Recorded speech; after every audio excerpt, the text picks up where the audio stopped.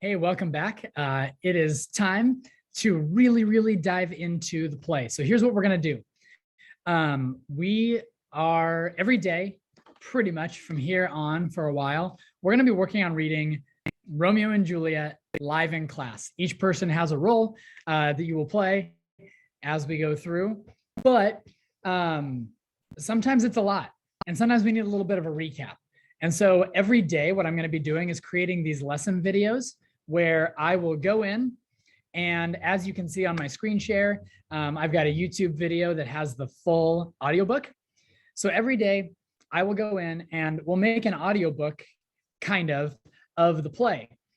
In class, as we read, I'll be pausing us every several lines to kind of talk about what happened, what's happening, to have some discussion. But it's hard to recreate that at home. And if you are just looking in your book, it might be hard to understand what's going on. So my advice for you is to watch this, listen well, or read along with this book as you listen on days that you're gone, okay? Because then you'll know and you'll have a good idea of what we did in class. It might not line up exactly with what we did in class each day. Like, for example, today's is going to include the first 17 lines because it's today's and it's the very tail end of yesterday's. But for the most part, if you have missed class, this is going to help you get caught up. And if you've been in class, this is a good way to remind yourself of the things that we talked about as we went through the play. Okay. All right. So let's get after it here. I'm going to push play, and then I'm just going to like hang out in my little Zoom box here. And then when it's time to pause and talk about it a bit, we will. As the play begins, we are in Verona, okay? As you remember, two households both alike in dignity in fair Verona, where we lay our scene. So we're in Verona. It's a public place. So it's like this big town square, like the main area in Verona. And as the play begins, we have these two servants of the House of Capulet named Samson and Gregory, and they show up and they're doing what two young men do frequently. They're kind of teasing at each other. They're poking fun at each other and telling some jokes. I'll explain some of those, but probably not all of them. There are also some in the footnotes of your textbook as well that I may or may not go over. So let's get it started. And as we go through this, hopefully this will help give you some good comprehension of the play. So here we go. Act 1, Scene 1. Act 1, Scene 1, a public place. Enter Samson and Gregory, armed with swords and bucklers. Gregory, on my word, will not carry coals. No, for then we should be collars. I mean, and we be in collar, we'll draw. Aye, while you live, draw your neck out of the collar. All right, so right away, these first 4 lines here, they use 4 different versions of coal, okay? On my word will not carry coals. Carrying coals was an old figure of speech that meant we won't put up with their garbage anymore. No, for them we should be garbage men. I mean, and we be in collar. Collar means anger. We'll draw, and he means we'll draw our swords. I, while you live, draw your neck out of collar. Okay, like, hey, settle down, right? Draw your neck out of collar. In the book, it says the collar is the hangman's noose. Okay, so like, settle down so we don't get in trouble. Okay, and Samson says, but I've got this temper. I strike quickly, being moved. But thou art not quickly moved to strike. A dog of the house of Montague moves me. To move is to stir, and to be valiant is to stand. Therefore, if thou art moved, thou runn'st away. A dog of that house shall move me to stand. I will take the wall of any man or maid of Montague's. All right. I strike quickly, being moved. Yeah, but you're a coward. You're not really as tough as you think. And Samson says, a dog of the house of Montague moves me. That's what makes me angry enough. And Gregory says, oh, a dog of the house of Montague moves you? Well, if you're moved, then you're running away. Then you're afraid. Really, if you were brave, if you were valiant, then you would stand your ground. against the dog of the house of Montagues. And Samson says, a dog of that house will move me to stand, meaning influence, right? But still using that same word, move, okay? Now, the second half of his line here, I will take the wall of any man or maid of Montagues. This requires a little bit of conversation about public sanitation in Shakespeare's day, because they didn't have modern plumbing the way that it works today, right? They didn't have that. And so as a result, what they would do is you'd use the chamber pot. Okay. There's basically a bucket in your house. And after you're done doing your business, you take the bucket and you go outside and you walk out to the gate at the front of the property, open it up, and you just kind of like slosh the contents of the bucket out into the street.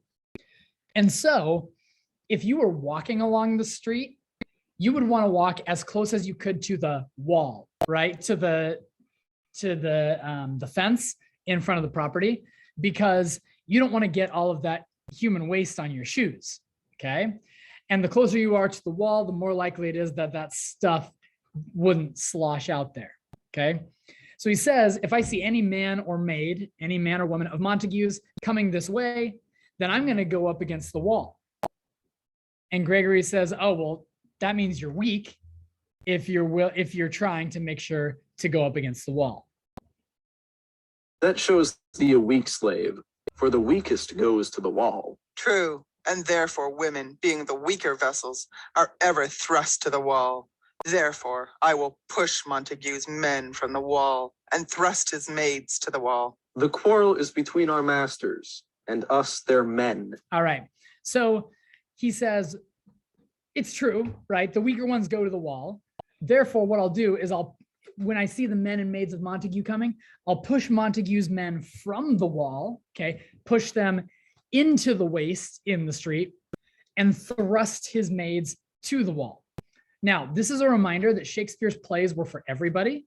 And so like at the beginning, collar, collar, collar, collar, he's trying to appeal to those who might be more educated, and he's using that kind of wordplay.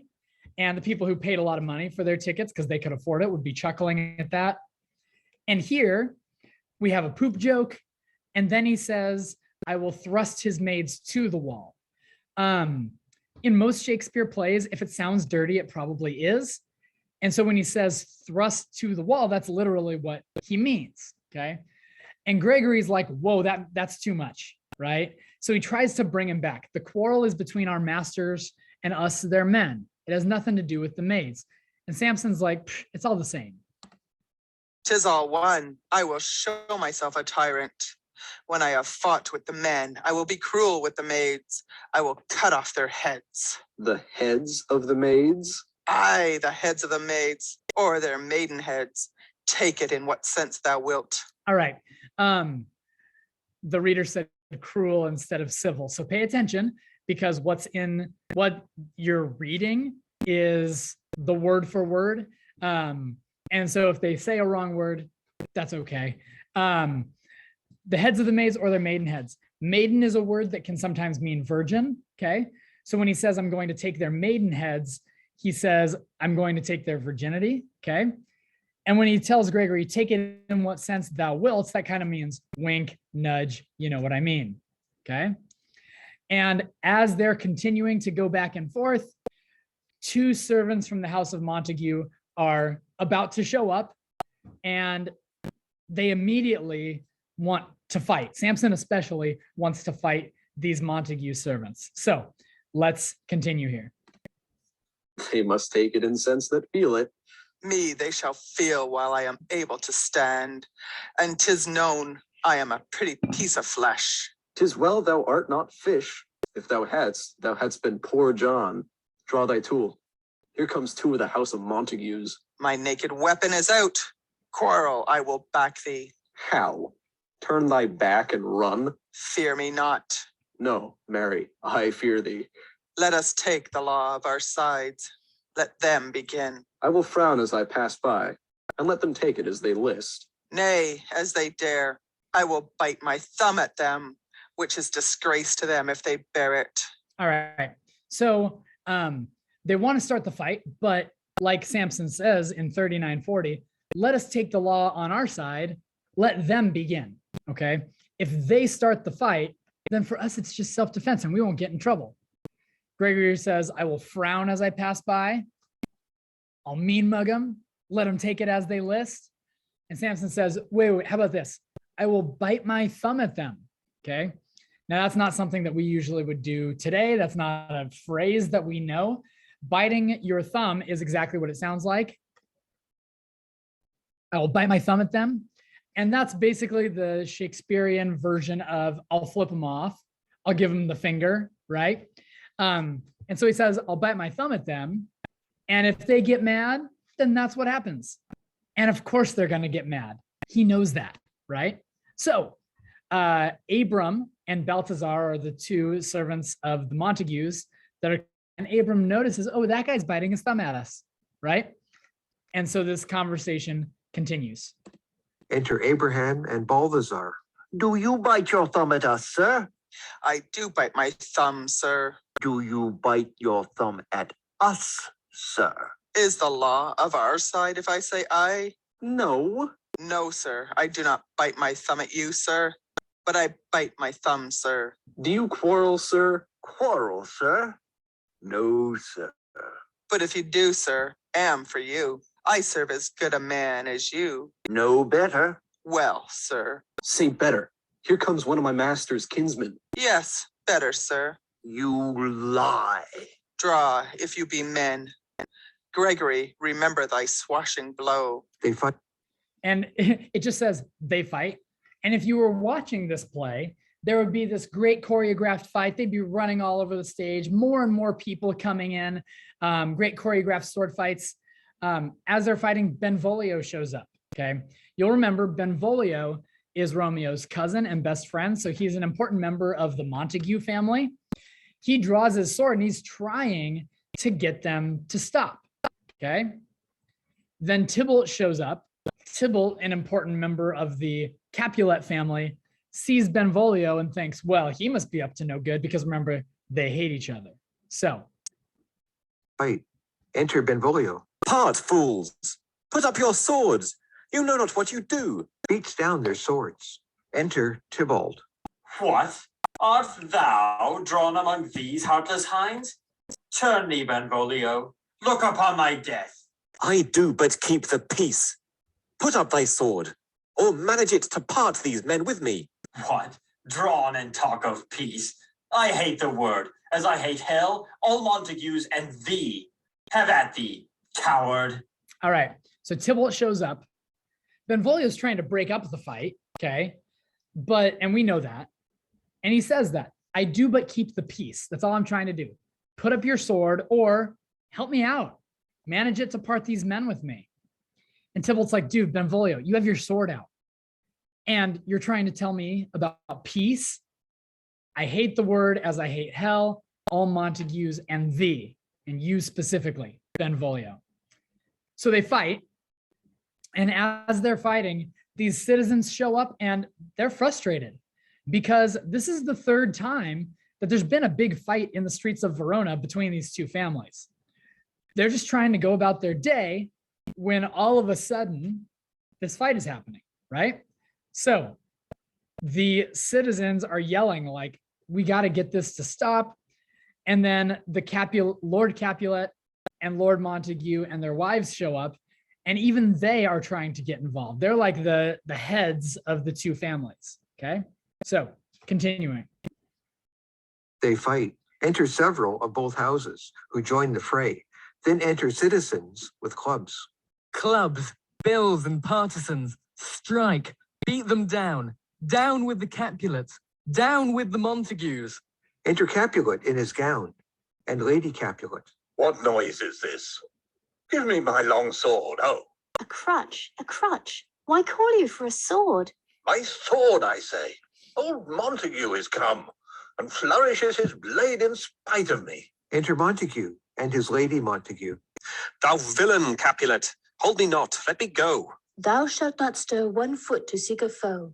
Okay, so both of them. First of all, Lord Capulet says, "Give me my long sword, ho." He's not calling his wife a hoe. That wasn't slang back then, right? It's like emphasis. Give me my long sword, ho. Here we go, right? And she says, how about a crutch? You're an old man. Why do you need a sword?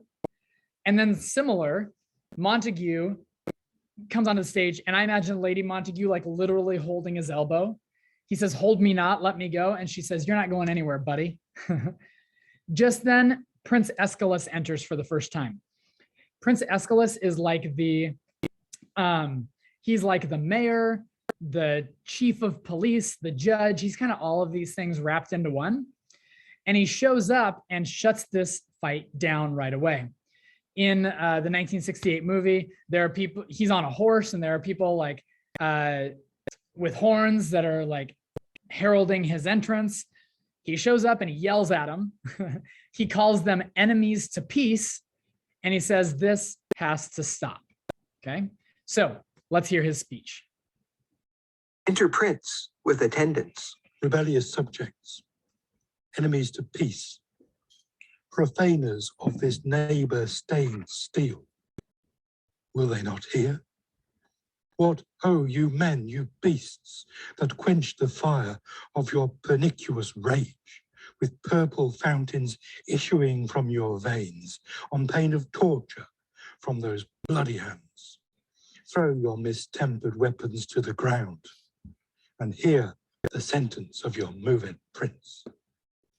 3 civil brawls, bred of an airy word, by thee, old Capulet and Montague, have thrice disturbed the quiet of our streets, and made Verona's ancient citizens cast by their grave beseeming ornaments to wield old partisans in hands as old, cankered with peace, to part your cankered hate. If you ever disturb our streets again, your lives shall pay the forfeit of the peace. For this time, all the rest depart away. You, Capulet, shall go along with me. And Montague, come you this afternoon to know our farther pleasure in this case.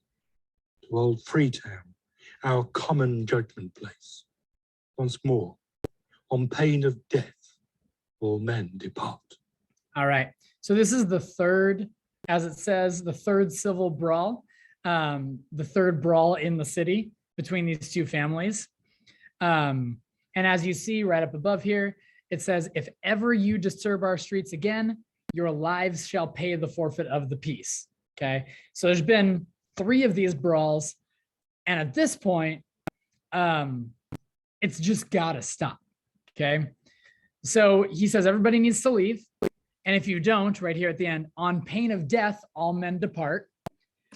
He brings Lord Capulet with him to their judgment place, to Old Freetown, in order to talk about what happened here. And the Montagues are going to come along this afternoon to talk about it. Okay, so everybody leaves except Lord Montague and Lady Montague and Benvolio. Okay, remember, as I mentioned earlier, Benvolio is their nephew. He's Romeo's cousin and Romeo's best friend. And the Montagues only barely showed up right at the end of the fight. And so they don't know what happened, and they're going to ask Benvolio to tell his side of the story. Excellent Prince and attendants, Capulet, Lady Capulet, Tybalt, citizens, and servants. Who set this ancient quarrel new abroach? Speak, nephew, were you by when it began?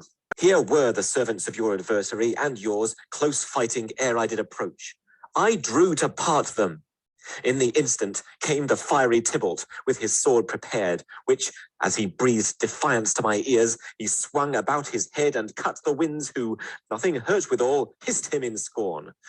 While we were interchanging thrusts and blows, came more and fought on part and part, till the prince came, who parted either part.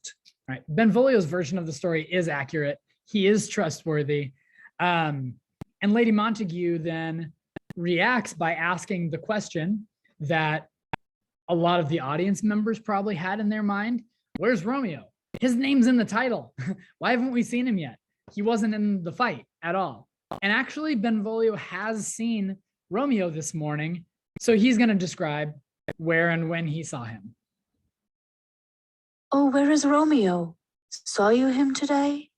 Right glad I am he was not at this fray. Madam, an hour before the worshipped sun peered forth the golden window of the east, a troubled mind drave me to walk abroad, where, underneath the grove of sycamore that westward rooteth from the city's side, so early walking did I see your son.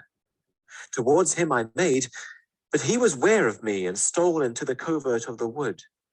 I, measuring his affections by my own, that are most busied when they're most alone, pursued my humor, not pursuing his, and gladly shunned who gladly fled from me. All right, so you'll notice the audiobook is reading from a slightly different version than you're seeing on the screen. And that's okay. The meaning has been pretty much the same. But remember, we talked about how different editors through the years may have made different choices. Anyway, he saw Romeo an hour before the sun came up. When does the sun come up in the summer? Like what, like 6:30 maybe?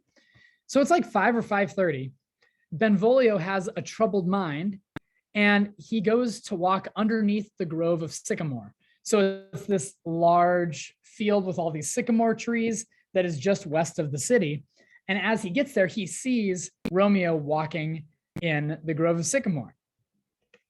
He kind of like says something or gestures. He starts walking toward Romeo, but when Romeo sees Benvolio, he tries to avoid him.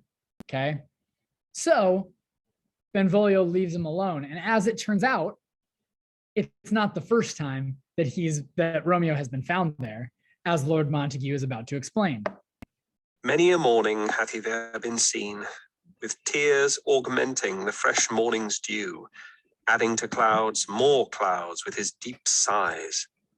But all so soon as the all-cheering sun should in the farthest east begin to draw the shady curtains from Aurora's bed, away from light steals home my heavy son, and private in his chamber pens himself, shuts up his windows, locks fair daylight out, and makes himself an artificial night. Black and portentous must this humor prove, unless good counsel may the cause remove. All right, so many a morning has he there been seen, and what's he doing out there in the grove of sycamore? He's crying, okay? And then he comes home, locks himself in his room, and closes all of the windows to make an artificial night. This is definitely emo sad boy Romeo, okay? Probably not what people were expecting when they bought tickets with his name in the title of the play, okay? So Benvolio asks, do you know what's wrong? And Lord Montague says, no, I don't know, and I can't get it out of him. Well, did you ask him? And Lord Montague says, well, yeah, I've asked him and many other friends have asked him, and he won't talk to anybody. Okay, so let's hear it. My noble uncle, do you know the cause? I neither know it, nor can learn of him. Have you importuned him by any means? Both by myself and many other friends. But he, his own affection's counsellor, is to himself, I will not say how true, but to himself so secret and so close, so far from sounding and discovery, as is the bud bit with an envious worm, ere he can spread his sweet leaves to the air, or dedicate his beauty to the sun. Could we but learn from whence his sorrows grow, we would as willingly give cure as know. See where he comes. So please you, step aside. I'll know his grievance, or be much denied. I would thou wert so happy by thy stay to hear true shrift. Come, madam, let's away. All right. So as Lord Montague is giving that whole bit, could we but learn from whence his sorrows grow, we would as willingly give cure to know. Benvolio and Lord Montague are over on one side of the stage. And then over on the other side, Romeo enters. And Romeo's lost in thought. And he's probably like kind of looking around and maybe looking down at the ground a little bit. He doesn't immediately notice that his dad and his uncle are also on stage, okay? And Benvolio notices him. He sees him as he comes in. Benvolio says, see where he comes. There he is, right? And he says to Lord Montague, so please you step aside. I'll know his grievance or be much denied. Okay, so please step aside. Let me figure out what's going on. I'll know his grievance. I'll figure out what's wrong with Romeo, or I'll, die trying, basically. And Lord Montague, this first line is pretty confusing. I would thou wert so happy by thy stay to hear true shrift. Come, madam, let's away. That word shrift means confession, and that's going to become even more important later in the play. But basically, he says, I wish that by you staying here, you will become happy because you'll get to hear a true confession from Romeo. I hope and wish that that's what will happen. And so Lord Montague is going to get out of the way. He and Lady Montague, they're going to leave in order to let Benvolio have this one-on-one conversation with his cousin, his best friend, Romeo. And maybe, just maybe, Romeo will be able to explain exactly what it is that's been going on with him. That is where we'll pick it up tomorrow. Thanks for watching. Let me know what questions you may have. Make it a great day.